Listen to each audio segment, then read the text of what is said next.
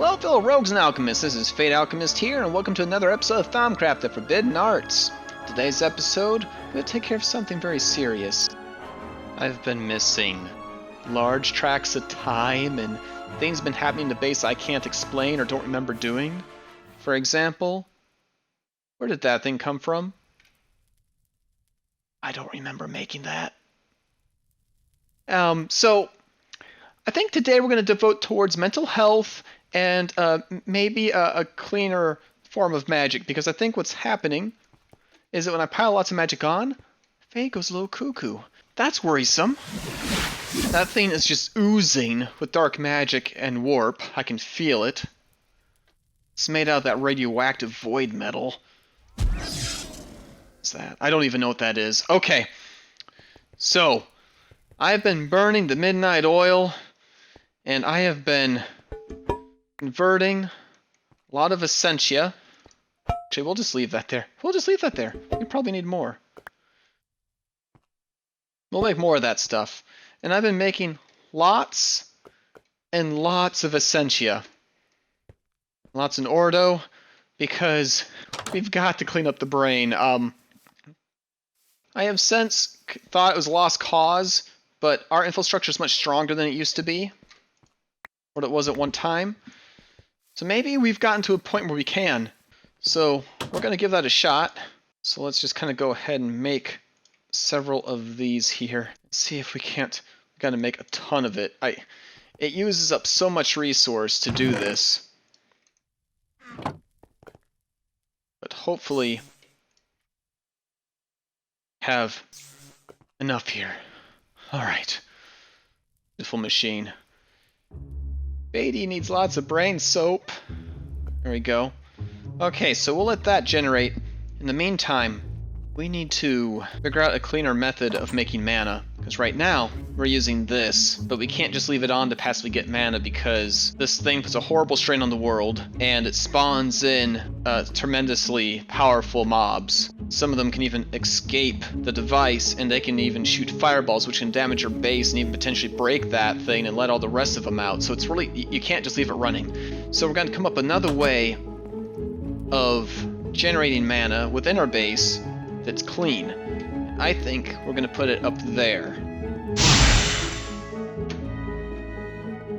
On this floor, right here.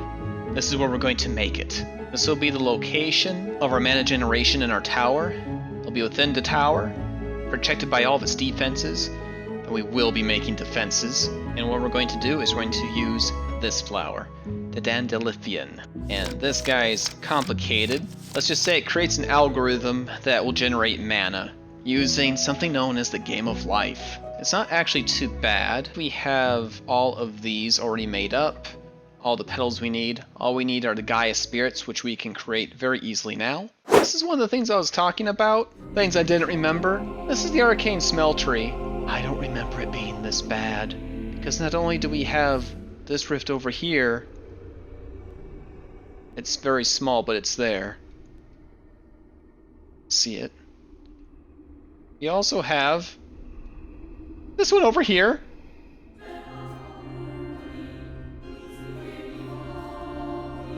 It's like there's somebody else operating my base with some other ulterior motive.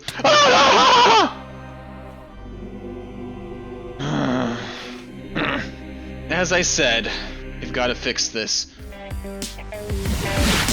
Alright, we got everything we need. Boom! Create a Dandelifeon and change your mind with it.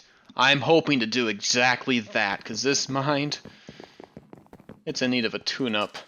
Just to give you a small demonstration of this power. Now this isn't optimized yet, because we're going to actually treat this field a little bit. But just to give you an example of what it can do, we're going to make what's known as a cellular block. Now when we give this flower a redstone signal, what's going to do is these are going to start replicating through an algorithm. The more they replicate before they get adjacent to this, the more mana will be produced. This flower will then destroy them, and that will generate the mana here for a pool. Need a redstone to activate, so we'll do that real quick.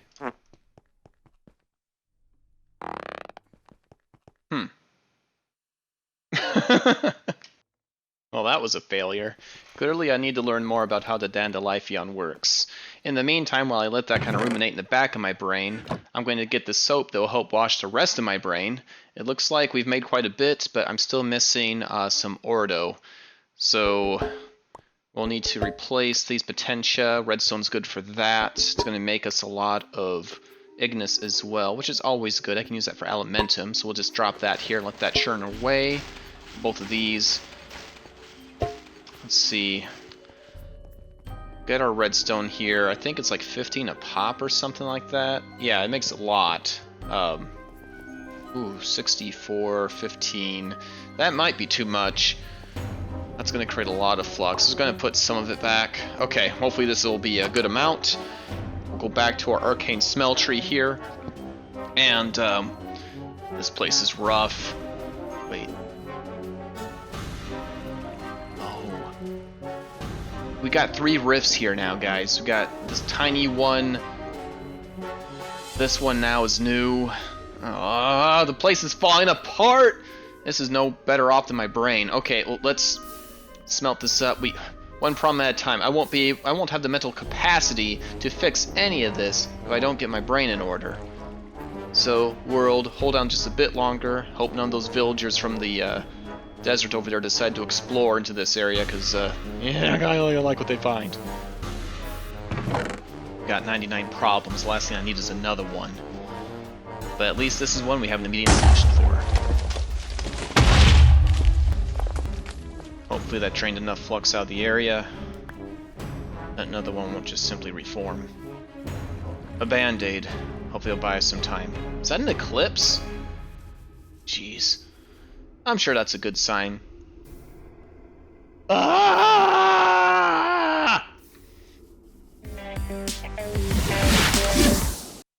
The Arcane smelter's falling apart. It's not doing much better than my brain. We gotta go quickly.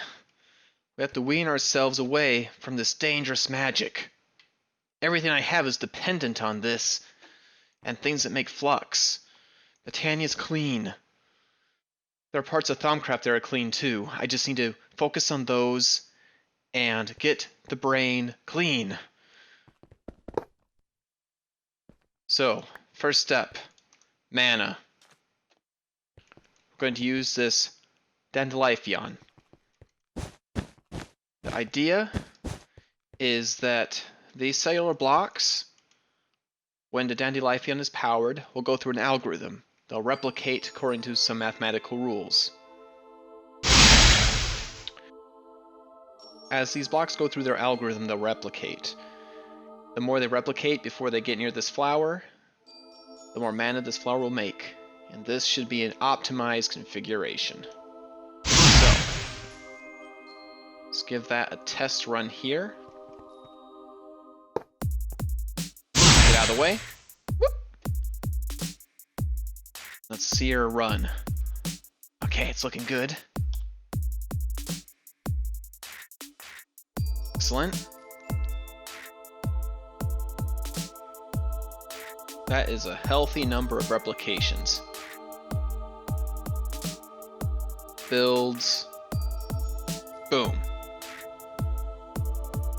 Now it's firing. Perfect. And that is just all from one operation. And we already got a fingernail of mana there, which is actually, that is quite a bit. That is good. Okay. Now, getting mana out of that flower quickly is going to make it easier to animate. So we are going to make a composite lens here. Potency and velocity. Get them out of there faster and more payload per charge. And we'll get them stuck together and we'll color it red. Okay. Perfect.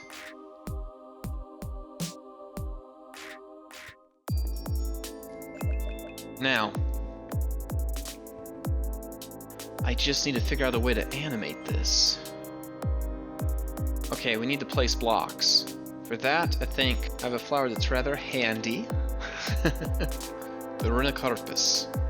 And we can make that simply just so. Normally we would want to make that a floating flower, but for this I'm going to keep it the normal type. And I have a very good reason for that. If we made it floating, we couldn't make it overgrowth. This will allow the flower to pick up items faster, because what this handy little flower does is it will take things that are on the ground and it will place them where we want, as long as we direct them to the location. If this flower had mana right now, and we were to throw blocks out there, it would look at the block underneath the dirt, which is this paving stone thing, and it would try to take the cobble we threw out there and place it on top of these stones here, because it's the same block. So we'll probably want to substitute this out for this purple concrete powder. But we can settle that later. We have a bigger problem to solve, and that's how to automate this thing. Now, because we have this set up with enchanted soil, the operation for this flower will take about 26 seconds. This flower will be placing blocks. It'll probably take about 8 seconds to place all these normally. Once we enchant this with enchanted soil using our overgrowth seed, it'll half the time to 4 seconds. So 30 seconds per operation. Now, I don't really like having redstone based off of timings. I like to use more of a if-then logic.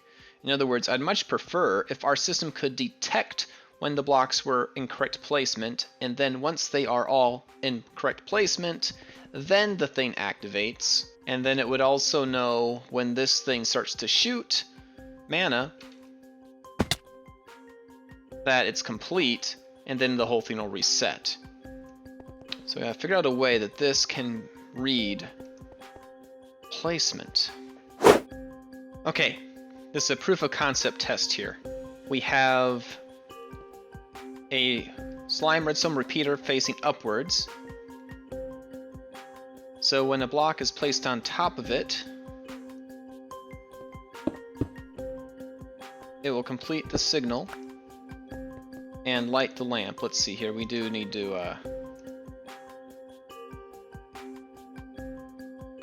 there we go. And light the lamp. Okay, so that works. Okay, so I can do this for each one of these, and these redstone lines will send out a signal basically saying the blocks are in the correct place. This will then place... we can have it look for redstone repeaters. Like so. So if I test this by putting out concrete block, it should place it where it's supposed to go. Okay, there it goes. The creative process is sometimes painful. We've come up with an unexpected problem. So when we're throwing out blocks for the flower to place, it should be looking for these comparators, or rather these repeaters here, and then place the block on top like we see here. Unfortunately, it's counting this redstone line the same as this redstone repeater. Throw out a block, it'll actually put it on top of the paste just as likely as it would on top of the redstone repeater itself. So if I were to drop a block on the flower here and jump away, it's going to put it on the paste. So this makes it unusable for our purpose here. In fact, if we look at this, you can see that redstone paste is what it says in Wayla right there. So this thing is miscoded or something. Okay, so I can't do that. Well, isn't this a tasty problem we have? So we're trying to find another way to propagate the redstone signal. I found we got redstone wires I can make. We can make these redstone iron compounds and we can smelt it inside our smeltery. And maybe we can use this to propagate the signal in the up and down direction. Sorry, I'm very afraid of this place. Okay.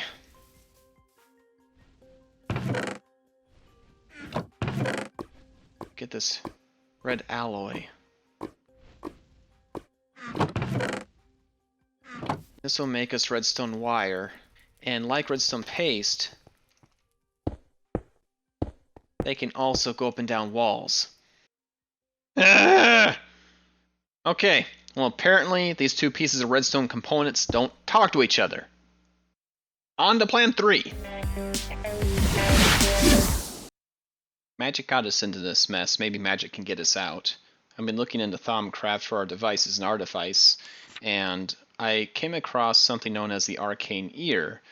The Arcane Ear is a device that can be keyed to a note and an instrument, and if it hears it, it will then emit a redstone pulse. So I could use this perhaps to indicate when blocks are in position and use that for my machine. Here we got Arcane Ear. I see, okay. Oh, it's brilliant. Snow gives us a piano, just like air does. Okay, so now this is the top of our Dandelifeon platform. We put a block on top of this. This activates, powers that note, and goes over here. And this basically is the system doing roll call. The block is in the correct place. Test it. Yes.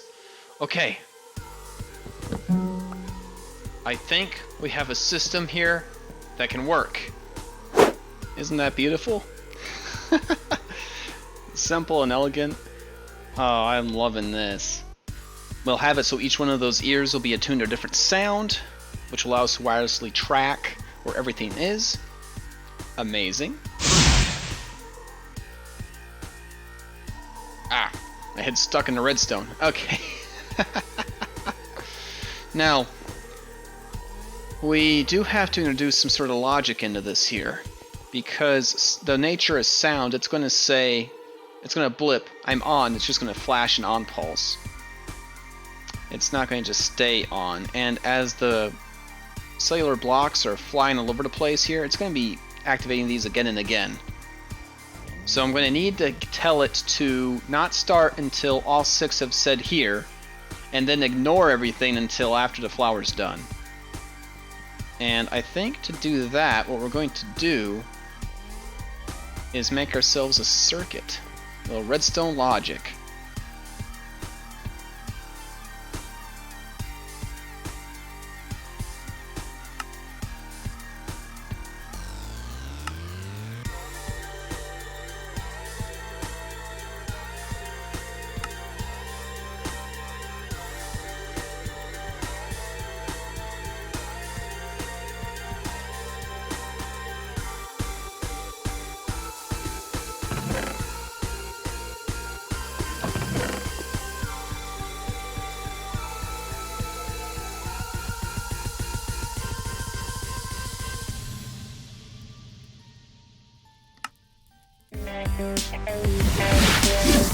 I have completed our circuit here. This is what she looks like. Give a quick little explanation here as far as what everything does. It looks more complicated than it really is. These all represent the different places on the field where the cellular blocks could land. This is basically a roll call. Whenever these get blipped, they will latch on. This will depower, and it will send a constant on pulse. As the cells fly around the board, any further on pulses will be blocked because these will already be powered, so they'll be inert. These are a bunch of AND gates, so once all 6 say on, constant on pulse will be sent to the flower, which will keep it on until it shoots mana. When it shoots mana, a mana detector will send a redstone pulse to the black line, which will then switch this back into this mode that you see right here, reactivating the switches and making it so they can receive signals again when the cellular blocks get replaced onto the map using the Rena campus. This circuit here is kind of a complicated on-off switch. I want to be able to turn it on and off.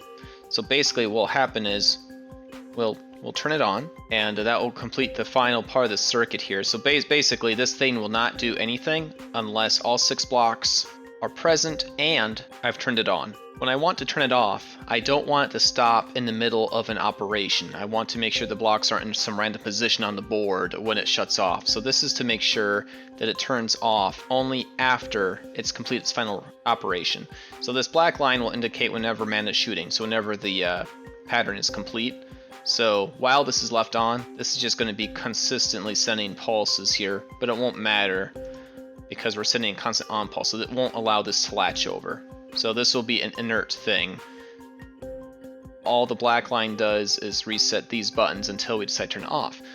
When we do turn it off, whoop, you'll notice that it's still on here, therefore still sending signals out, until the mana shoots, in which case the off sequence will be complete and it'll turn off. These here just go to indicator lights, which will tell me whether or not the machine is armed or not. And that is the story of our circuit. So we'll put that here, and I put everything I need in here except for the switch. That should start printing it onto the circuit. Okay, cool.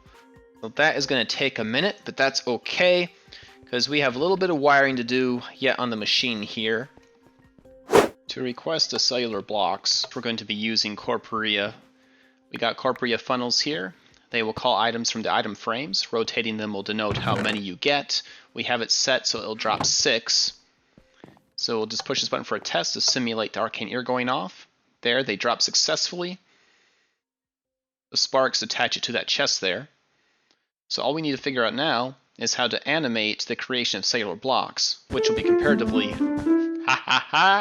quite easy compared to the Dandelifeon problem here. We'll work at that at a different time. Right now, I will settle for this. Perfect. I think we are ready to give this a test. The scarab is ready to be activated. Let me talk you through it. Each of these blocks right here have a note and a observer. When they are placed, they correspond with these links here that are on the snow bricks. Once those have done roll call, the flower will start to activate, and after the pattern's done, it will shoot mana. Whoop. It'll shoot it through this mana detector, which will cause several blips of mana, which will be turned into a single long pulse, which will activate this note, which corresponds to this, which is the reset mechanism, reactivating these sensors, and will simultaneously cause these funnels to activate, dropping 6 more of these cellular blocks, which will then be placed, and then the circuit continues. The brains of the operation go right here. The actual scarab itself, circuit, right here. Beautiful, isn't it? We just need to install that into an actual microchip itself. Is circuit, all the logic for the scarab in this chip. That's so satisfying.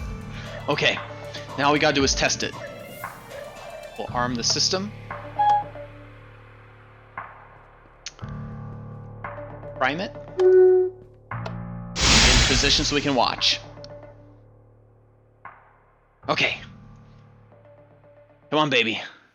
Put them in place. Come on.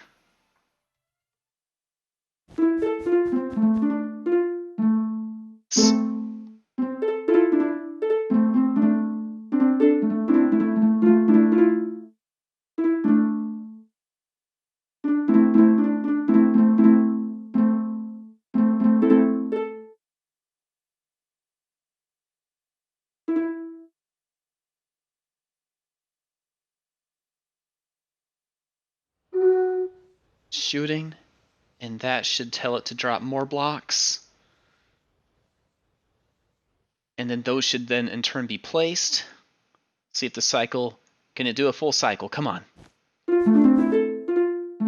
Yeah.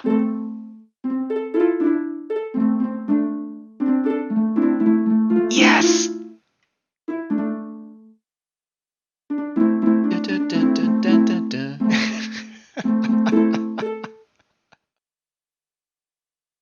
Oh, it's working.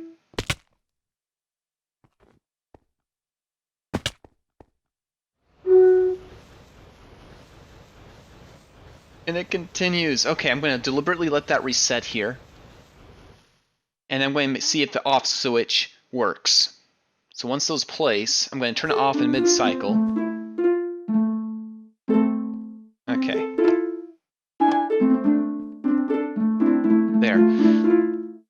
So what we should see now is it will finish this, and when it does, it'll turn itself off automatically. Okay? And lights go off. Yes! Yes! Okay, so all I need to do now is figure out a way of harvesting these, making that automatic. I can turn these into farms for the cellular blocks. There's plenty of space in each of these. I can just make a floor, and it gives me something to do for these floors here. And then I also got floors here I can put in. Excellent. Maybe I can make use of golems for that. Oh, this is so beautiful. I just gotta stare at this a little bit. Oh, so pretty! I love you, this garb. Oops. Rogues and Alchemists, we're going to call that an episode for today. We have animated Dandelifeon. If you like what you saw, please hit that like button. If you really enjoyed, please subscribe, ring that bell, check out Sassy Rogue on her side of the channel, and we will see you in the next episode of Thaumcraft the Forbidden Arts. Bye-bye. So